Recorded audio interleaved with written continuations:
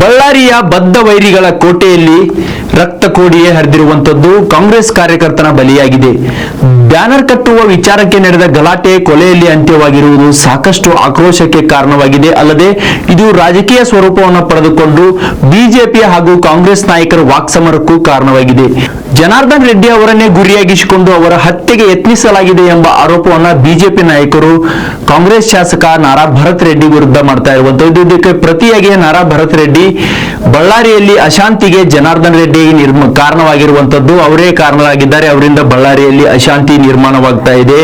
ಅವರು ಒಬ್ಬ ನೀಚ ಅನ್ನೋ ಮಟ್ಟಿಗೆ ಭರತ್ ರೆಡ್ಡಿ ಜನಾರ್ದನ್ ರೆಡ್ಡಿ ವಿರುದ್ಧ ಆಕ್ರೋಶವನ್ನ ವ್ಯಕ್ತಪಡಿಸಿದ್ದಾರೆ. ಆದ್ರೆ ಗುರುವಾರ ನಡೆದ ಅಂದ್ರೆ ಹೊಸ ವರ್ಷದ ಆರಂಭದ ಮೊದಲ ದಿನದಲ್ಲಿಯೇ ನಡೆದ ಈ ಒಂದು ರೆಡ್ಡಿಗಳ ಕಾಳಗದಲ್ಲಿ ರಕ್ತದ ಕೋಡಿ ಹರಿದಿದ್ದು ಒಬ್ಬ ಕಾಂಗ್ರೆಸ್ ಕಾರ್ಯಕರ್ತನ ಬಲಿಯಾಗಿರುವಂತದ್ದು. ಅಲ್ಲದೆ ಕೆಸರೆರಚಾಟ, ರಾಜಕೀಯ ವಾಕ್ಸಮರ ಜೊತೆಗೆ ಬದ್ಧ ವೈರಿಗಳ ನಡುವಿನ ಮಾತಿನ ಯುದ್ಧವೂ ಸಹ ಇನ್ನೂ ಮುಂದುವರಿತಾ ಇರುವಂತದ್ದು. ಆದ್ರೆ ಈ ಘಟನೆಯ ವಿಚಾರವಾಗಿಯೇ ರಾಜ್ಯ ರಾಜಕಾರಣದಲ್ಲಿ ಸಾಕಷ್ಟು ಸಂಚಲನ ಮೂಡಿಸಿರುವಂತದ್ದು. ಬಿಜೆಪಿ ನಾಯಕರು ಸ್ಫೋಟಕ ಆರೋಪಗಳನ್ನ ಶಾಸಕ ಭರತ್ ರೆಡ್ಡಿ ವಿರುದ್ಧ ಮಾಡಿರುವಂತದ್ದು. ಭರತ್ ರೆಡ್ಡಿ ಪೆಟ್ರೋಲ್ ಬಾಂಬ್ಗಳನ್ನ ತೆಗೆದುಕೊಂಡು ಬಂದಿದ್ರು. ಜನಾರ್ದನ್ ರೆಡ್ಡಿ ಅವರ ವಿರುದ್ಧ ಸಂಚಲನ ರೂಪಿಸಿದ್ದಾರೆ, ಷಡ್ಯಂತ್ರವನ್ನು ರೂಪಿಸಿದ್ದಾರೆ, ಅವರ ಹತ್ಯೆಗೆ ಯತ್ನವನ್ನ ಮಾಡಿದ್ದಾರೆ. ಬಿಹಾರಿ ಯುಪಿಗಳಿಂದ ಗೂಂಡಾಗಳನ್ನ ಕರೆಸಿ ಜನಾರ್ದನ್ ರೆಡ್ಡಿ ಅವರನ್ನ ಫಿನಿಶ್ ಮಾಡುವ ಲೆಕ್ಕಾಚಾರದಲ್ಲಿ ಭರತ್ ರೆಡ್ಡಿ ಒಂದು ತಂತ್ರಗಾರಿಕೆಯನ್ನ ಹೆಣೆದಿದ್ದಾರೆ ಅನ್ನೋ ಆರೋಪಗಳನ್ನ, ಸ್ಫೋಟಕ ಮಾಹಿತಿಯನ್ನ ಮಾಜಿ ಸಚಿವ ಶ್ರೀರಾಮುಲು ಇವತ್ತಿನ ಸುದ್ದಿಗೋಷ್ಠಿಯಲ್ಲಿ ನೀಡಿರುವಂತದ್ದು. ಜಂಟಿ ಸುದ್ದಿಗೋಷ್ಠಿಯಲ್ಲಿ ಜನಾರ್ದನ್ ರೆಡ್ಡಿ ಅವರು ಭರತ್ ರೆಡ್ಡಿ ವಿರುದ್ಧ ಸಾಕಷ್ಟು ಗಂಭೀರ ಗುರುತರ ಆರೋಪಗಳನ್ನು ಮಾಡಿದರು. ಆದ್ರೆ ಈ ಜಂಟಿ ಸುದ್ದಿಗೋಷ್ಠಿಯಲ್ಲಿ ಶಾಸಕ ಜನಾರ್ದನ್ ರೆಡ್ಡಿ ಆಗಿರ್ಬೋದು, ಶ್ರೀರಾಮುಲು ಆಗಿರ್ಬೋದು ಏನೆಲ್ಲ ಮಾತನಾಡಿದ್ರು ಅನ್ನೋದನ್ನ ನೋಡ್ಕೊಂಡ್ ಬರೋಣ ಬನ್ನಿ. ಇವತ್ತು ಹಂಗಾಗಿ ನಾನು ಏನ್ ಹೇಳ್ತಾ ಇದ್ದೀನಿ, ನೀವು ಫೋರೆನ್ಸಿಕ್ ಕೊಡ್ರಿ. ಈ ಫೋರೆನ್ಸಿಕ್ ಕೊಡ್ರಿ, ಯಾರಿಲ್ಲ ಇಲ್ಲನಕ್ಕಾಗಲ್ಲ. ಫೋರೆನ್ಸಿಕ್ ಕೊಟ್ಟು ಆಮೇಲೆ ಯಾರು ತಪ್ಪಿಸಿದ್ರು ಅವ್ನು ಏನ್ ಕಾನೂನು ಕ್ರಮ ತಗೋಬೇಕ ತಗೊಳ್ರಿ ಅಂತ ಮಾತನ್ನ ಹೇಳಿದ್ರಿ. ಅವ್ರು ಹೇಳ್ತಾ ಇದ್ರು, ಇಲ್ರಿ ನಾನು ಮನಸ್ಸು ಮಾಡಿದ್ರಿನ ಬಳ್ಳಾರಿನ ಭಸ್ಮ ಮಾಡ್ತಾ ಇದ್ದೆ, ಬಳ್ಳಾರಿ ಜನಾರ್ದನ್ ರೆಡ್ಡಿ ಅವ್ರ ಮನೆ ಸುಟ್ಟಾಗ್ತಿದ್ದಿ ಅಂದ್ರೆ ಅವರೆಲ್ಲ ಪ್ರೀ ಪ್ಲಾನ್ ಮಾಡಿಕೊಂಡಿರೋ ಕಾರಣ. ಯಾವ ರೀತಿ ಪ್ರೀ ಪ್ಲಾನ್ ಅಂದ್ರೆ, ನಾನು ಎಲ್ಲ ಟಿವಿಗಳಲ್ಲಿ ನೋಡ್ತಾ ಇದ್ದೀನಿ. ನೋಡಂತ ಟೈಮಲ್ಲಿ ಅವನು ಆ ಪೆಟ್ರೋಲ್ ಬಾಟಲ್ಗಳು ಹಿಡ್ಕೊಂಡ್ರಿ, ಪೆಟ್ರೋಲ್ ಬಾಂಬ್ ಅಂತಾರ ನೋಡ್ರಿ, ಆ ಬೀರ್ ಬಾಟ್ಲಲ್ಲಿ ಪೆಟ್ರೋಲ್ ಹಾಕ್ತಾರ್ರಿ. ಪೆಟ್ರೋಲ್ ಹಾಕಿದ ನಂತರ ಮುಚ್ಚೋದು ಬಟ್ಟೆ ಹತ್ರ ಮುಚ್ಚತಾರ್ರಿ. ಆ ಬೆಂಕಿ ಹಚ್ಚಿ ಒಗದ್ರಿ, ಡಮ್ ಅಂತೇಳಿ ಬ್ಲಾಸ್ಟ್ ಆಗ್ತಾವ್ರಿ. ಅದೆಲ್ಲ ಹೊಡೆದಾರ್ರಿ. ಆಮೇಲೆ ಅವರೆಲ್ಲ ನೋಡ್ರಿ ಅದ್ ಹಿಡ್ಕೊಂಡು ಹೋಗಂತ ಪೊಲೀಸರು ಹಿಡ್ಕೊಂಡಾರ್ರಿ. ನಾನು ಹೇಳ್ತಾ ಇಲ್ಲ, ಲೈವ್ ಅಲ್ಲಿ ಕಾಣ್ತಾ ಇದ್ರಿ. ಅವ್ರು ಹೇಳಿದಂತ ಮಾತು ಇವರು ಭರತ್ ರೆಡ್ಡಿ ಅವರು ಹೇಳಿದಂತ ಮಾತನ್ನು ಅವ್ರ ಮನೆ ಸುಡ್ತಾ ಇದ್ದೆ, ಬಳ್ಳಾರಿ ಸುಡ್ತಾ ಇದ್ದೆ, ಅದಕ್ಕೋಸ್ಕರ ಪ್ಲಾನ್ ಆಯ್ಕೆ ಮಾಡ್ಕೊಂಡೆ ಏನು ಭರತ್ ರೆಡ್ಡಿ ಅವರು ಪೆಟ್ರೋಲ್ ಬಾಂಬ್ಗಳು ತಂದಾರೆ ಅನ್ನೋದು ಗೊತ್ತಿಲ್ಲ ರೀ, ನಮಗೆ ಗೊತ್ತಿಲ್ಲ ರೀ. ಅದು ಪೊಲೀಸರು, ನಾನು ಅಲ್ಲಿ ಬೆನ್ನತ್ತಂತ ಟೈಮಲ್ಲಿ ಒಂದು ಆಟೋ ನೋಡ್ತಾ ಇದ್ದೆ, ಆಟೋಗಳಲ್ಲಿ ಹಿಡ್ಕೊಂಡು ಹೋಗ್ತಿದ್ರೆ ಅವನ ಆಟೋವನ್ನು ಬಿಟ್ಟು ಹೋಗ್ತಿದ್ದ, ಅಲ್ಲಿ ಬಾಟಲ್ಗಳು ಬೀಳ್ತಾ ಇದ್ದು, ಅದೆಲ್ಲ ಕೂಡ ಪೆಟ್ರೋಲ್ ಆಗಿತ್ತು ಅನ್ನೋ ಮಾತನ್ನು ಬಹಳ ಸ್ಪಷ್ಟೀಕರಣದಿಂದ ನಾನು ಹೇಳಬೇಕಾಗುತ್ತೆ.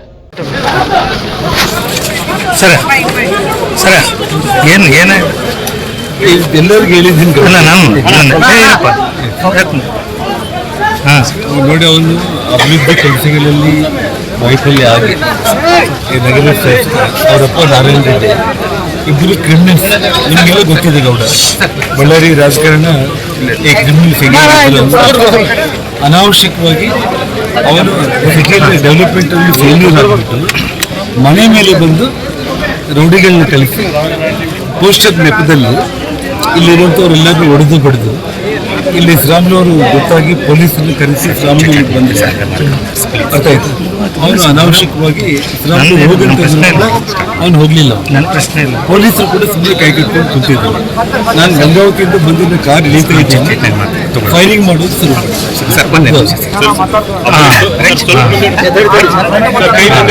ಬಳ್ಳಾರಿಯಲ್ಲಿ ಬ್ಯಾನರ್. ಇದೇ ವಿಚಾರವಾಗಿ ಮುಖ್ಯಮಂತ್ರಿ ಸಿದ್ದರಾಮಯ್ಯನವರು ಸಹ ಕಾಂಗ್ರೆಸ್ ನಾಯಕರ ವಿರುದ್ಧ ತಮ್ಮ ಸಿಟ್ಟನ್ನ ವ್ಯಕ್ತಪಡಿಸಿರುವಂತದ್ದು. ಸಚಿವ ಜಮೀರ್ ಅಹಮದ್ ಖಾನ್ ಅವರ ಎದುರು ಮುಖ್ಯಮಂತ್ರಿ ಸಿದ್ದರಾಮಯ್ಯನವರು ತಮ್ಮ ಅಸಮಾಧಾನವನ್ನು ವ್ಯಕ್ತಪಡಿಸಿದ್ರು. ಇಷ್ಟೊಂದು ಚಿಕ್ಕ ಮಟ್ಟದ ಗಲಾಟೆ ಇಷ್ಟು ದೊಡ್ಡ ಮಟ್ಟಕ್ಕೆ ಆಗಲು ಕಾರಣವೇನು? ಪಾಪ ಅನ್ಯಾಯವಾಗಿ ಒಬ್ಬ ಬಡ ಕಾಂಗ್ರೆಸ್ ಕಾರ್ಯಕರ್ತನ ಸಾವಾಗಿದೆ, ಇದು ನನಗೆ ನೋವನ್ನ ತಂದಿದೆ ಅನ್ನೋ ಮಾತುಗಳನ್ನ ಮುಖ್ಯಮಂತ್ರಿ ಸಿದ್ದರಾಮಯ್ಯನವರು ಜಮೀರ್ ಅಹಮದ್ ಖಾನ್ ಎದುರು ತಮ್ಮ ಸಿಟ್ಟನ್ನ ವ್ಯಕ್ತಪಡಿಸಿರುವಂತದ್ದು. ಈಗ ಅದನ್ನ ಎಂಕ್ವೈರಿ ಮಾಡಕ್ ಹೇಳಿದೀನಿ. ಯಾರ ಗನ್ನಿಂದ ಬುಲೆಟ್ ಬಂದಿದೆ ಅಂತ ಅದು ಬಿಜೆಪಿ ಗನ್ನಿಂದ ಬಂದಿದೆಯಾ ಇಲ್ಲ ಕಾಂಗ್ರೆಸ್ನವ್ರ ಗನ್ನಿಂದ ಬಂದಿದೆಯಾ? ಅದಕ್ಕೋಸ್ಕರ ಅದನ್ನು ತನಿಖೆ ಮಾಡಿ ಅಂತ ಹೇಳಿದ್ದೀನಿ. ಎನ್ಕ್ವೈರಿ ಮಾಡಿ ರಿಪೋರ್ಟ್ ಕೊಡಿ ಇಮಿಡಿಯೇಟ್ ಆಗಿ. ಖಾಸಗಿ ಬುಲೆಟ್ ಅನ್ನುವಂಥದ್ದನ್ನ ಅಲ್ಲಿ ಎಸ್ಪಿ ಮಾಹಿತಿ ಕೊಟ್ಟಿದ್ದಾರೆ. ಹಾ? ಖಾಸಗಿ ಬುಲೆಟ್ ಅಂತ ಎಸ್ಪಿ ಯಪ್ಪ, ಈಗ ಸತೀಶ್ ರೆಡ್ಡಿ ಅವರು ಕೂಡ ಇಟ್ಕೊಂಡಿದ್ದಾರೆ.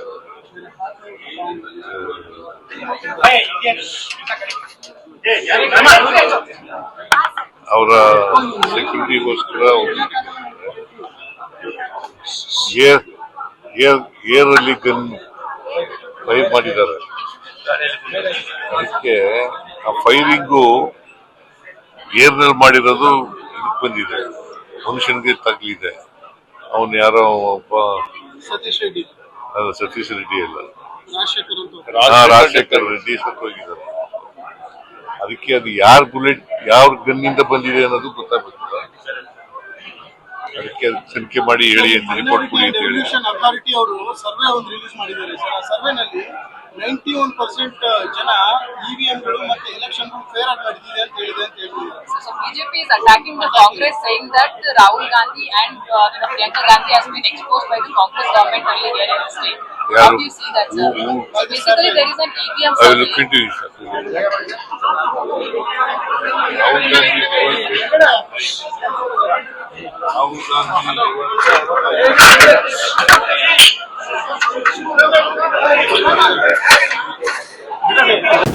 ಇನ್ನು ಈ ಬ್ಯಾನರ್ ಗಲಾಟೆ ಕೊಲೆಗೆ ಕಾರಣವಾಗಿರುವಂತದ್ದು ಮುಖ್ಯವಾಗಿ ನೋಡಬೇಕಂದ್ರೆ ಜನಾರ್ದನ್ ರೆಡ್ಡಿ ಅವರ ವಿರುದ್ಧ ಕೊಲೆಯ ಸಂಚಲನ ಆರೋಪವನ್ನು ಮಾಡಿರುವ ಬಿಜೆಪಿ ನಾಯಕರು, ಜೊತೆಗೆ ಬಿಜೆಪಿ ನಾಯಕರ ವಿರುದ್ಧ, ಅದರಲ್ಲಿ ಮುಖ್ಯವಾಗಿ ಜನಾರ್ದನ್ ರೆಡ್ಡಿ, ಶ್ರೀರಾಮುಲು ವಿರುದ್ಧ ನೇರವಾಗಿ ಭರತ್ ರೆಡ್ಡಿ ಆರೋಪವನ್ನು ಮಾಡಿರುವಂತದ್ದು.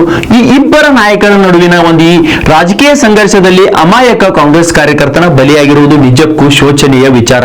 ಆದ್ರೆ ಅಸಲಿಗೆ ಈ ಘಟನೆಯನ್ನು ನೋಡಿದಾಗ ಇಲ್ಲಿ ಅರ್ಥವಾಗುತ್ತೆ ಕಾಂಗ್ರೆಸ್ ನಾಯಕರು ಯಾವೆಲ್ಲ ರೀತಿಯಾಗಿ ಹೇಳಿಕೆಯನ್ನ ನೀಡ್ತಾ ಇದ್ದಾರೆ, ಬಿಜೆಪಿ ನಾಯಕರ ವಿರುದ್ಧ ಹೇಗೆಲ್ಲ ಆರೋಪಗಳನ್ನ ಮಾಡ್ತಾ ಇದ್ದಾರೆ ಅನ್ನೋದನ್ನ ಇದೀಗ ರಾಜ್ಯದ ಜನರು ನೋಡ್ತಾ ಇರುವಂತದ್ದು. ಯಾಕಂದ್ರೆ ಹೊಸ ವರ್ಷದ ಆರಂಭದ ಮೊದಲ ದಿನವೇ ಈ ರೀತಿಯಾದ ಒಂದು ರಕ್ತದ ಕೋಡಿ ಹರಿದಿರುವಂತದ್ದು. ಮುಖ್ಯವಾಗಿ ಆರ್ ಅಶೋಕ್ ಹೇಳಿರುವ ಮಾತನ್ನ ಕೇಳಿದ್ರೆ ಎಲ್ಲ ಒಂದ್ ಕಡೆ ಸಾಕಷ್ಟು ಮೈ ಜುಮ್ ಅನ್ನುತ್ತೆ. ಗೊತ್ತಿಲ್ದಿರ ಸತ್ತ ಹುಟ್ಟಿದ್ದಾರೆ, ಗೊತ್ತಿಲ್ದಿರ ಮಿಸ್ಫೈರ್ ಔಟ್ ಇದೆ ಅಂತ ಹೇಳ್ತಾರೆ. ನಾಚಿಕೆ ಆಗಲ್ಲ ಇವ್ರಿಗೆ. ನಾಳೆ ಏನ್ ಹೇಳ್ತಾರೆ ಇವತ್ತೇ ಹೇಳಿದ್ದೀನಿ ನಾನು. ಅದಕ್ಕೆ ಹಂಗೆಲ್ಲ ಹೇಳ್ಬಾರ್ದು. ಗುಂಡಾರಿದೆ, ಸತ್ತಿದ್ದಾನೆ, ಮರ್ಡರ್ ಕೇಸ್ ಬುಕ್ ಮಾಡಬೇಕು. ಆ MLA ಕೂಡಲೇ ಬಂಧಿಸ್ಬೇಕು. ಹೆಂಗೆ ಅವ್ನು ಜನಾರ್ದನ್ ರೆಡ್ಡಿ ಮನೆ ಒಳಗೆ ಹೋಗಿ ಬ್ಯಾನರ್ ಕಟ್ಟೋದು ಎಲ್ಲ ಮಾಡ್ದ. ಪೊಲೀಸ್ ಕಂಪ್ಲೇಂಟ್ ಆದ್ರೂ ಕೂಡ ಇದುವರೆಗೂ ಅವ್ರ ಮೇಲೆ ಏನ್ ಆಕ್ಷನ್, FIR ಪೊಲೀಸ್ ಕಂಪ್ಲೇಂಟ್ ಕೊಟ್ಟಿದ್ದೀರಿ. ನಾವು ಕೊಟ್ಟ ಕಂಪ್ಲೇಂಟು FIR ಆಗಿಲ್ಲ. ಅವ್ರು ಕೊಟ್ಟಿದ್ದ ಕಂಪ್ಲೇಂಟು ಪಟಾಪಟ್ ಅಂತ FIR ಆಗಿದೆ. A1 ಆರೋಪ ಇದು ಹುಟ್ಟಿದ್ದಾನೆ, ಗೊತ್ತಿಲ್ದಿರ ಸತ್ತ ಹುಟ್ಟಿದ್ದಾನೆ, ಗೊತ್ತಿಲ್ದಿರ ಮಿಸ್ಫೈರ್ ಔಟ್ ಇದೆ ಅಂತ ಹೇಳ್ತಾರೆ. ನಾಚಿಕೆ ಆಗಲ್ಲ ಇವ್ರಿಗೆ. ನಾಳೆ ಏನ್ ಹೇಳ್ತಾರೆ ಇವತ್ತೇ ಹೇಳಿದ್ದೀನಿ ನಾನು. ಅದಕ್ಕೆ ಹಂಗೆಲ್ಲ ಹೇಳ್ಬಾರ್ದು. ಗುಂಡಾರಿದೆ, ಸತ್ತಿದ್ದಾನೆ, ಮರ್ಡರ್ ಕೇಸ್ ಬುಕ್ ಮಾಡಬೇಕು. ಆ MLA ಕೂಡಲೇ ಬಂಧಿಸ್ಬೇಕು. ಹೆಂಗೆ ಅವ್ನು ಜನಾರ್ದನ್ ರೆಡ್ಡಿ ಮನೆ ಒಳಗೆ ಹೋಗಿ ಬ್ಯಾನರ್ ಕಟ್ಟೋದು ಎಲ್ಲ ಮಾಡ್ದ. ಪೊಲೀಸ್ ಕಂಪ್ಲೇಂಟ್ ಆದ್ರೂ ಕೂಡ ಇದುವರೆಗೂ ಅವ್ರ ಮೇಲೆ ಏನ್ ಆಕ್ಷನ್, FIR ಪೊಲೀಸ್ ಕಂಪ್ಲೇಂಟ್ ಕೊಟ್ಟಿದ್ದೀರಿ. ನಾವು ಕೊಟ್ಟ ಕಂಪ್ಲೇಂಟು FIR ಆಗಿಲ್ಲ. ಅವ್ರು ಕೊಟ್ಟಿದ್ದ ಕಂಪ್ಲೇಂಟು ಪಟಾಪಟ್ ಅಂತ FIR ಆಗಿದೆ. A1 ಆರೋಪ ಇದು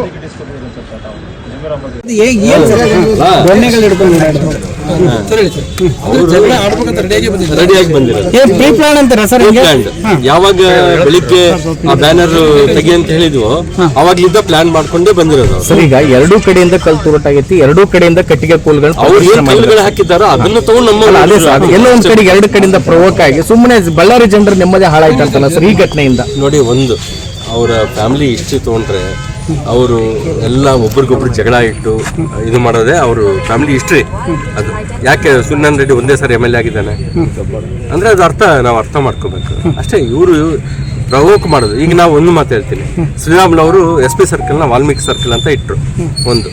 ಆಮೇಲೆ ವಾಲ್ಮೀಕಿ ಸ್ಟ್ಯಾಚ್ಯೂನ ಯಾರಿಗೂ ಡಿಸ್ಟರ್ಬ್ ಆಗ್ಲಾರ್ದಂಗೆ ಬಿಲ್ಡಿಂಗ್ ಪಕ್ಕದಲ್ಲೇ ಇಟ್ಕೊಂಡು ಯಾವಾಗಲೂ ನಾವು ಪೂಜೆ ಮಾಡ್ಕೊಂತ ಬರ್ತಾ ಇದ್ದೀವಿ. ವಾಲ್ಮೀಕಿ ಭವನ್ ಅಂತ ಹೇಳಿ 8 ಕೋಟಿ ಖರ್ಚಲ್ಲಿ ಅದು ಕಟ್ಟಿದ್ದಾರೆ. ಹೌದಾ? ನಾನು ಮೇಯರ್ ಇದ್ದಾಗ 4 ಕೋಟಿ ನಾನು ಕಾರ್ಪೊರೇಷನ್ ಇಂದ ಅವರು ಗೌರ್ಮೆಂಟಿಂದ 4 ಕೋಟಿ, ಈಗ ಮತ್ತೆ ಒಂದು 2 ಕೋಟಿ ಖರ್ಚು ಮಾಡಿ AC ಮಾಡಿ ಅದನ್ನು ಅಲ್ಲಿ ಒಂದು 20 ಅಡಿ ವಾಲ್ಮೀಕಿ ಸ್ಟ್ಯಾಚು ನಾವು ಇಟ್ಟಿದ್ದೀವಿ.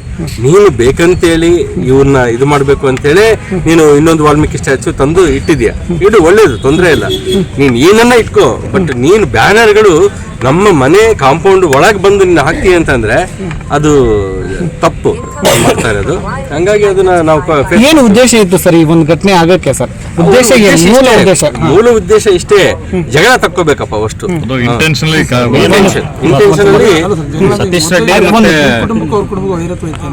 ನಮ್ಮ ಕುಟುಂಬಕ್ಕೂ ಅವ್ರ ಕುಟುಂಬಕ್ಕೂ ಯಾವಾಗ್ಲೂ ಇದೆ ಅದು. ಶ್ರೀರಾಮುಲು ಅವರು ಮಾಮನ್ನ ಇದು ಫೈನಾನ್ಸ್ ಮಾಡಿ ಇದು ಮಾಡಿದ್ದು ಕೂಡ ಅವ್ರ ಕುಟುಂಬದ ಅಂತೇಳಿ ಪಬ್ಲಿಕ್ ಮಾತಾಡ್ತಾರೆ ಅದನ್ನು. ಹಾಗಾಗಿ ಏನ್ ಮಾಡಿದ್ದಾರೆ ಸರ್? ಅದು ಏನ್ ಗಟ್ಟೆ ಏನ್ ಸರ್? ಅದು ಪಬ್ಲಿಕ್ನೇ ಕೇಳಬೇಕು, ಮಾತಾಡ್ಕೊಳ್ತಾರೆ ಜನ ಮಾಮೂಲಾಗಿ. ಬಟ್ ಇದು ಏನ್ ಕೇಸ್ ಎಲ್ಲ ನಮ್ಗೇನು ಹೊಸದಲ್ಲ. ಸರ್ ನೀವು ಕೂಡ ಬಂದ್ರೆ ಸ್ಪಾಟ್ಗೆ, ಅವಾಗ ಹೆಂಗಿತ್ತು ಸರ್ ಸಿಚುವೇಶನ್? ನಾನು ಅವ್ರಿಗೆ ಹೇಳ್ತಾ ಇದ್ದೆ, ನಡ್ರಪ್ಪ ಇಲ್ಲಿದ್ದ, ಇದು ಬ್ಯಾನರ್ ಇದು ತಪ್ಪು, ನೀವು ಇಲ್ಲಿ ಹಾಕಿದ್ದು ರೋಡ್ ಮೇಲೆ ಎಷ್ಟು ಜನ ಹಾಕೊಂಡ್ರೆ ಬ್ಯಾನರ್. ಈಗ ನಾನೊಂದು ಮಾತು ಹೇಳ್ತೀನಿ, ಪ್ರೀತಿ ಗೆಹ್ಲಟ್ ಅಂತ ಕಮಿಷನರ್ ಇದ್ರು, ನಾನು ಅವರು ಡಿಸ್ಕಸ್ ಮಾಡಿಕೊಂಡು ಪಬ್ಲಿಕ್ ಪ್ಲೇಸಸ್ ಅಲ್ಲಿ ಬ್ಯಾನರ್ಗಳು ಹಾಕಬಾರ್ದು, ಅಡ್ವರ್ಟೈಸ್ಮೆಂಟ್ ಬೋರ್ಡ್ಗಳು ಏನಿರ್ತಾವೋ ಅಲ್ಲಿ ಮಾತ್ರ ಬ್ಯಾನರ್ಗಳು ಹಾಕ್ಬೇಕು ಅಂತೇಳಿ ನಾವು ರೆಸೊಲ್ಯೂಷನ್ ಮಾಡಿ ಎಲ್ಲ ಮಾಡಿದೀವಿ. ಫುಲ್ ಸ್ಟ್ರಿಕ್ಟ್ ಆಗಿ ಕಂಟ್ರೋಲ್ ಅಲ್ಲಿ ಇತ್ತು ಅವಾಗ. ನಾವು ಏನನ್ನ ಯಾವತ್ತನ್ನ ಆಗ್ಲಿ ಮುನ್ಸಿಪಲ್ ಚೇರ್ಮನ್ ಆಗಿ, MLA ಆಗಿ, KMF ಚೇರ್ಮನ್ ಆಗಿ, ಮತ್ತೆ ಇನ್ನೊಂದ್ಸಾರಿ MLA ಆಗಿ ಯಾವತ್ತನ್ನ ಬ್ಯಾನರ್ಗಳು ಇಷ್ಟು ಸಿಟಿಯಲ್ಲಿ ಕಾಣಿಸಿದ್ವ. ನನ್ನ ಬರ್ತ್ಡೇ ಕೂಡ ಬ್ಯಾನರ್ ಹಾಕ್ತೀನಿ ಅಂತ ನನ್ನ ಕಾರ್ಯಕರ್ತರಿಗೆ ಹೇಳ್ತಿದ್ದೆ, ಬೇಡಪ್ಪ ಅಂತೇಳಿ. ಅಷ್ಟೊಂದು ನೀಟಾಗಿ ನಾವು ನಡ್ಕೊಂಡಿವಿ, ಕಾನೂನು ಸುವ್ಯವಸ್ಥೆಯನ್ನು ಕಾಪಾಡ್ಕೊಂತ ಬಂದೀವಿ.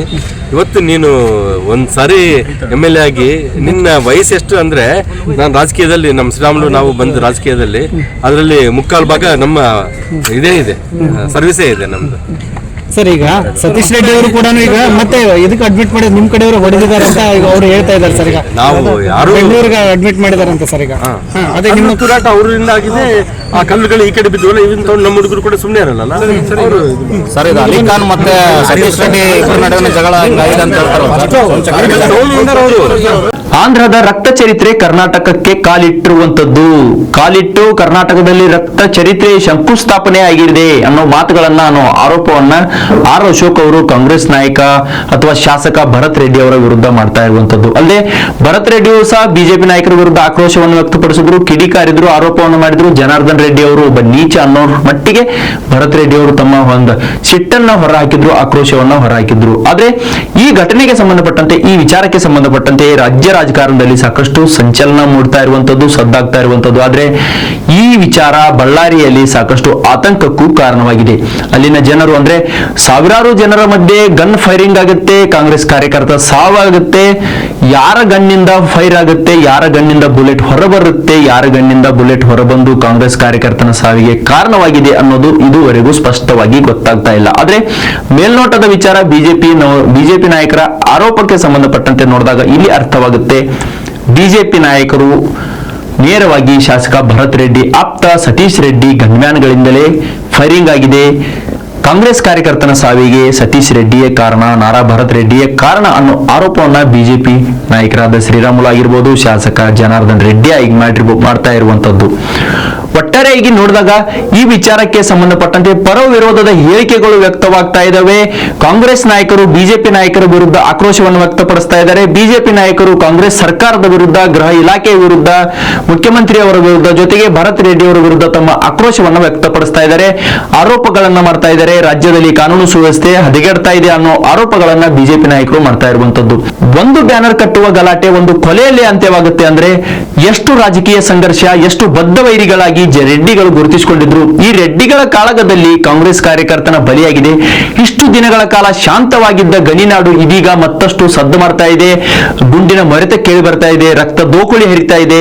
ಎಲ್ಲೋ ಒಂದ್ ಕಡೆ ನೋಡಿದಾಗ ಮತ್ತೊಮ್ಮೆ ಆಂಧ್ರದ ರಾಜಕೀಯ ಅಥವಾ ಆಂಧ್ರದ ರಕ್ತ ಚರಿತ್ರೆ ಎಲ್ಲೋ ಒಂದ್ ಕಡೆ ಕರ್ನಾಟಕಕ್ಕೆ ಕಾಲಿಟ್ಟಿದೆಯಾ ಅಂದ್ರೆ ಬಿಜೆಪಿ ನಾಯಕರ ಆರೋಪಕ್ಕೆ ಸಂಬಂಧಪಟ್ಟಂತೆ ನೋಡಿದಾಗ ಆಂಧ್ರದ ರಾಜಕೀಯ, ರಕ್ತ ರಾಜಕೀಯ ಕರ್ನಾಟಕಕ್ಕೆ ಕಾಲಿ ಇಡುತ್ತಾ ಇದೆಯಾ ಅನ್ನೋ ಪ್ರಶ್ನೆಗಳು ಸಹ ಮೂಡ್ತಾ ಇರುವಂತದ್ದು.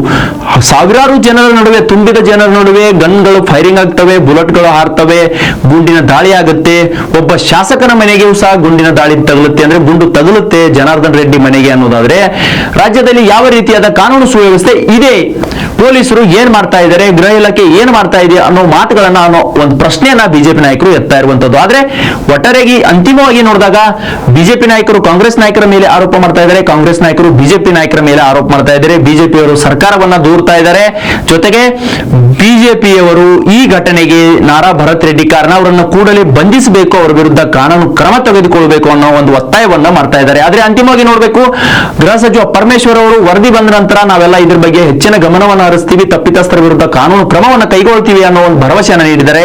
ನೋಡಬೇಕು ಗೃಹ ಸಚಿವರು ಯಾವ ರೀತಿಯಾಗಿ ಈ ಪ್ರಕರಣದಲ್ಲಿ ಪಾರದರ್ಶಕವಾದ ನಡೆಯನ್ನು ಅನುಸರಿಸ್ತಾರೆ, ತಪ್ಪಿತಸ್ಥರ ವಿರುದ್ಧ ಕ್ರಮ ಕೈಗೊಳ್ತಾರಾ, ಬಳ್ಳಾರಿ ಶಾಂತವಾಗುತ್ತಾ, ಬಳ್ಳಾರಿಯಲ್ಲಿ ಮೊದಲಿನ ಶಾಂತಿ ಸುವ್ಯವಸ್ಥೆ ಕಾಪಾಡಲು ಪೊಲೀಸ್ ಇಲಾಖೆ ಯಾವೆಲ್ಲ ರೀತಿಯ ಕ್ರಮಗಳನ್ನು ಕೈಗೊಳ್ಳುತ್ತೇವೆ ಅನ್ನೋದನ್ನ ಕಾದು ನೋಡಬೇಕಿದೆ. ಹೆಚ್ಚಿನ ವಿಡಿಯೋಗಳಿಗೆ ಪ್ರತಿಧ್ವನಿ ಯೂಟ್ಯೂಬ್ ಚಾನೆಲ್ ಸಬ್ಸ್ಕ್ರೈಬ್ ಮಾಡಿ, ಬೆಲ್ ಐಕಾನ್ ಕ್ಲಿಕ್ ಮಾಡಿ.